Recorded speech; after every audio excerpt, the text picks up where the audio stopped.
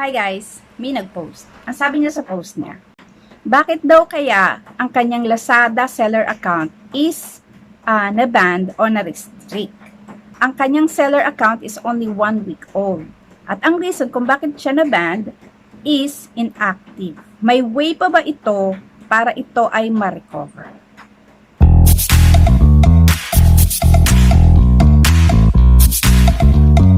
Diba ko for almost a month, wala namang nangyayaring sa akin o wala namang nangyayaring violation. Iniwan ko nga yung aking account kasi nagpalit ako ng account na iba. Taon siyang inactive. Tapos, ang notification sa akin ni Shopee is madi-delete. One year yun madi-delete siya.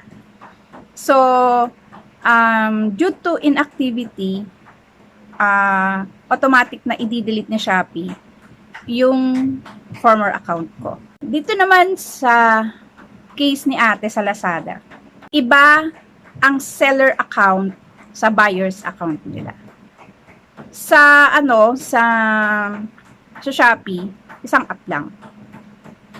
Yung buyer's account mo, tapos doon sa account na yon kasama na doon yung shop mo o seller account. So, sa Lazada, mababa ng iyong account for 60 days na inactive. Kasi kapag inactive ang iyong seller account sa Lazada, divert ni Lazada app ang iyong shop into holiday mode. Holiday mode, hindi ka pwedeng tumanggap ng transactions. So, wala kang access sa mga buyers mo. Ang tawag naman sa Shopee ng ganon is vacation mode. Kaya nung isang binibilan ko ng products ko, naka-vacation mode siya pero nakapag-order pa rin ako ng item sa kanya. Pero yung unang attempt ko, hindi kasi naka-gray siya. Ngayon, ang ano lang doon sa vacation mode, hindi mo alam kung kailan babalik si seller. Lazada seller din ako, pero hindi ako nagtagal. Medyo hindi ko gamay yung kanilang app. Hindi ka makapag-access. Usually, it took 60 days para ma-recover mo uli yung iyong account. 60 days ang iyong hihintayin or 1 month. So, kapag nakalipas na ang 60 days, meron ka na ulit transaction o meron ka na ulit access. Kung mag-post ng mga products mo o doon sa buyer's account mo, kailangan mong magkaroon ng transaction kahit isa lang.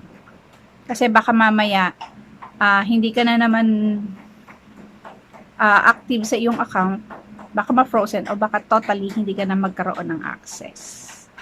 Okay. Mahigpit pala sila sa ganyan. So, si Shopee, it took a year bago nila dinilit yung aking shop.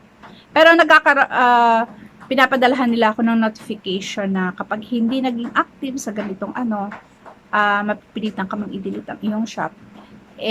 Nagbago na nga ako ng shop. Nagbago na ako ng account. So, hinayaan ko na lang i-delete nila yon.